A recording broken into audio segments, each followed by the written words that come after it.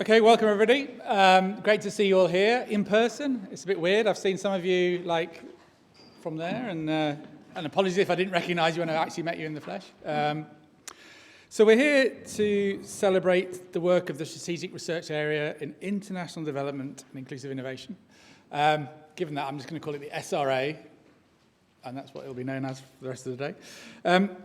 So my name's Giles Mohan. I'm the director of the SRA, and it's been my honour and privilege to do that for 7 years now. And I've had a brilliant team around me, various teams around me, some of them here today: Dawn, Simone, Isabel, Heidi, Lisa, Alessandra. So I wanted to formally thank them as well for all the work we've done. So you'll see the agendas. We've got lots of activities. If you haven't got an agenda, there's a pile through there, but we can get some more if you haven't seen it.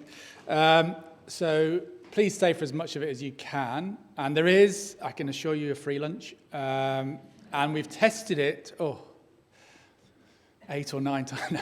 We have tested it, so it is good. And we'll tell you a bit more about that in a minute. But again, the menus are on your table, so you can, if you start getting a bit peckish, you can at least sort of think about what you might want to eat later. So we're here to celebrate the SRA, but also to showcase all the amazing work that's been done around the university in terms of international development, and that includes, very pleased to say, the nation's work as well. So, you know, the footprint of international development at the OU is very broad, and we were trying to capture some of that today, and I think we've done a pretty good job. So please do talk to people, make friends, make connections, and we'll tell you a little bit about how the OU and us are sort of thinking about taking that forward. So very unusually, actually, Tim Blackman, when he was the PVC for Research, launched the SRAs, and I got a phone call from my dean at the time. Very unusual to be told at the OU exactly what you're going to do and why you're going to do it. But she said, "You're going to put this SRA bid together." I was like, "Okay, good. Thanks for that. I will do that." And so we brought together a kind of a strong network of international development scholars at the OU, and because international development is very interdisciplinary, we already had pretty good networks. So there was something called the IKD, the Innovation, Knowledge and Development Research Network. I think Dinar and Lorena will be here at some point today.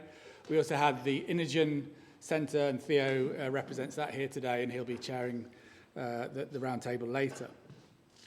And in those discussions, when we were trying to put that bid together to Tim, we kind of coalesced it around this idea of inclusive innovation. And so when we sort of think about innovation, that's the kind of image that comes to mind. It's some kind of scientist doing some amazing stuff, probably for some major corporation that's based in the West, and that these wonderful inventions and innovations then get diffused somewhere globally to people.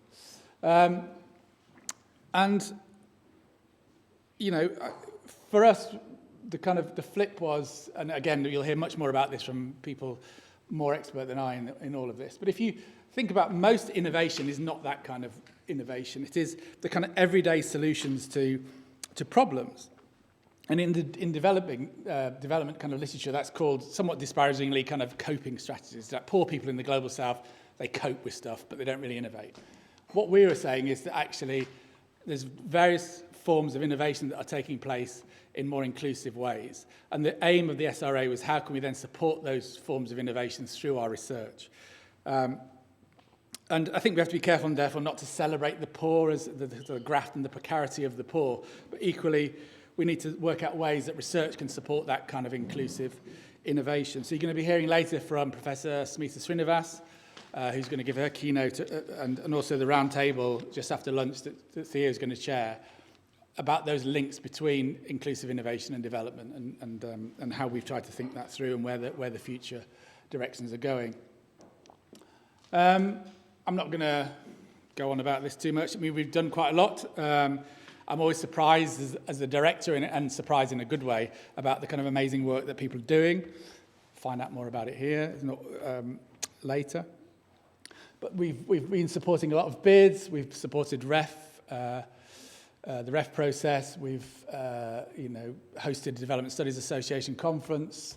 Lots of other stuff. One of the things I'm probably most proud of, really, is, I'll talk a bit more about the partnership building, but one of the things I think we got through from the OU, which is really grateful, was some PhD studentships. So Frankton, I'm not sure if he's here, he's on the list, but he may come later. One of our students who was funded by the SRA has gone on to become a lecturer. All the other students have either gone on to research careers or gone back to work in the universities in Africa or wherever they came from to us. So it's a nice story about how capacity has been built, but then it's gone back into ongoing research. So Frankton's quote really tells you a little bit about that story that he's been through. And I think, that's been one of probably the highlights for me of a lot of this over the last few years. But what have we learned then, I think? First of all, I think our work is challenge-led.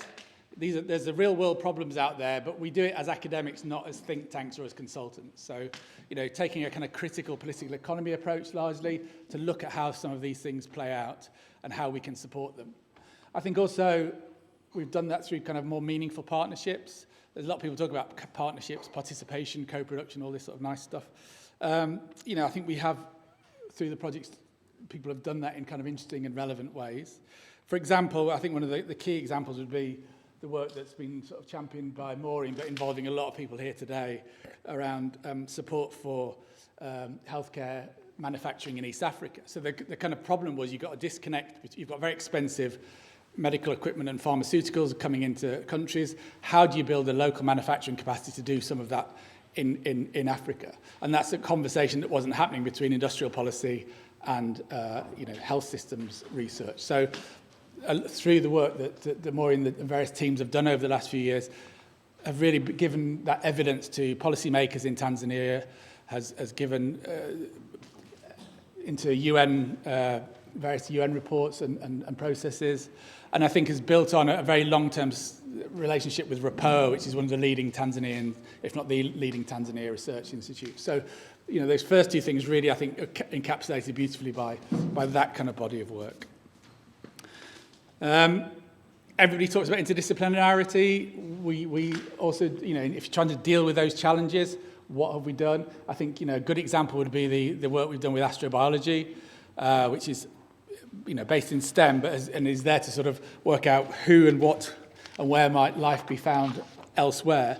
But there is a stream of that work involving development researchers in geography, looking at what the implications are of that for peoples and ecologies on Earth in terms of a developmental question. So properly kind of interdisciplinary in quite interesting, radical, and I think relevant ways.